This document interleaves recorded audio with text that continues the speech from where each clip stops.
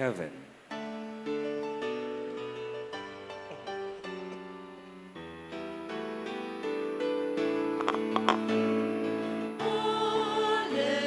Hallelujah, hallelujah,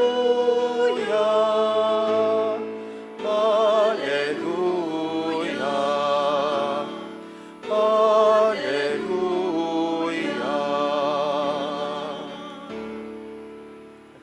The Lord be with you. And with your spirit. A reading from the Holy Gospel according to Matthew. Glory to you, O Lord. A young man approached Jesus and said, "Teacher, what good must I do to gain eternal life?" He answered him, "Why do you ask me about the good? There is only one who is good. If you wish to enter into life, keep the commandments." He asked him, "Which ones?"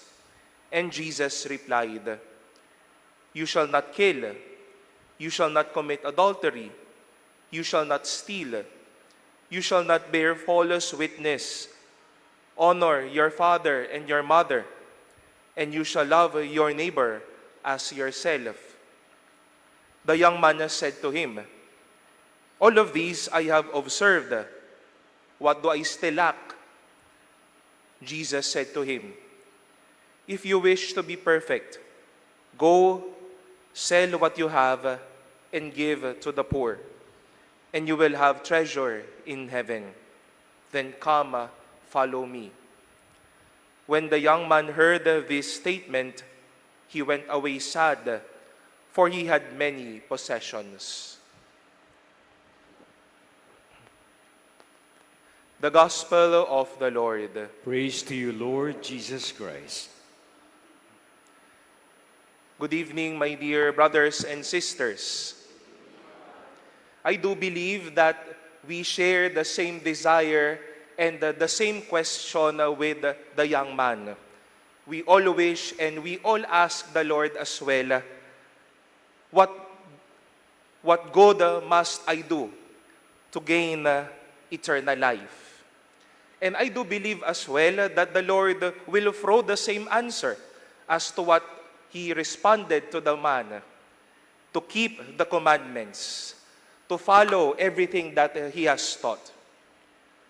Pero ang akala po ng lalaking ito, ng batang mayamang ito, na hanggang dun lamang ang pagkakamit ng buhay na walang hanggan, ang pagiging maalam, ang malaman na ginagawa ko o alam ko ang mga utos ng Diyos.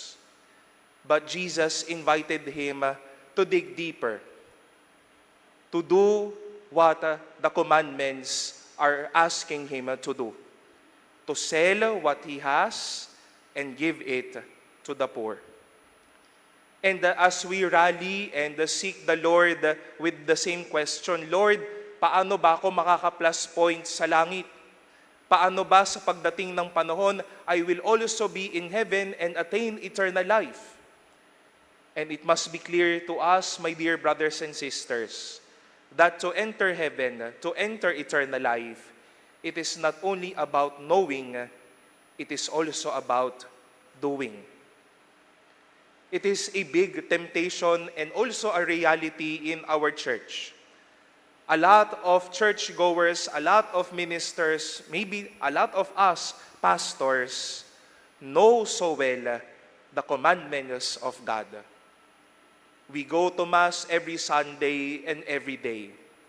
We attend the Bible seminars. We know how it is to keep and support as well projects and commandments of the church.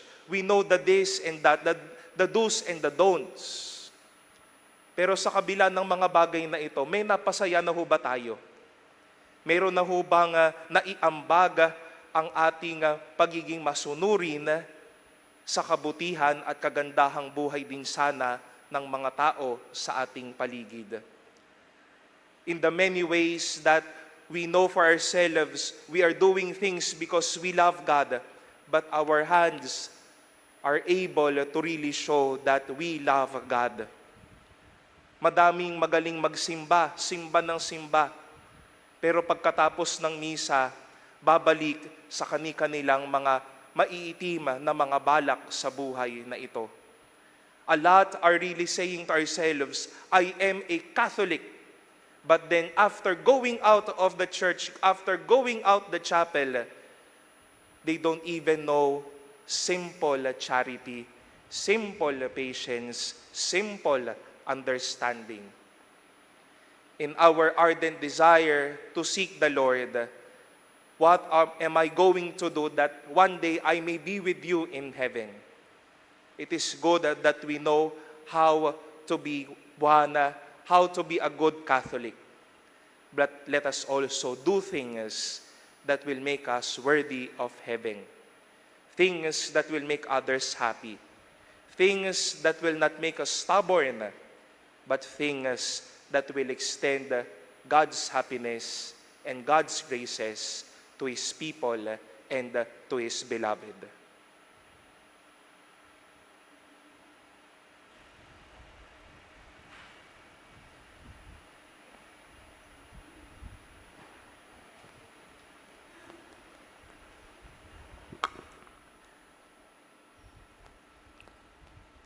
The young man who did not follow Jesus because he could not give up his wealth went away sad. Nothing would satisfy him who would not satisfy the Lord. Let us pray to find our true treasure in the Lord. For every prayer we shall say, Lord, hear our prayer. Lord, hear our prayer.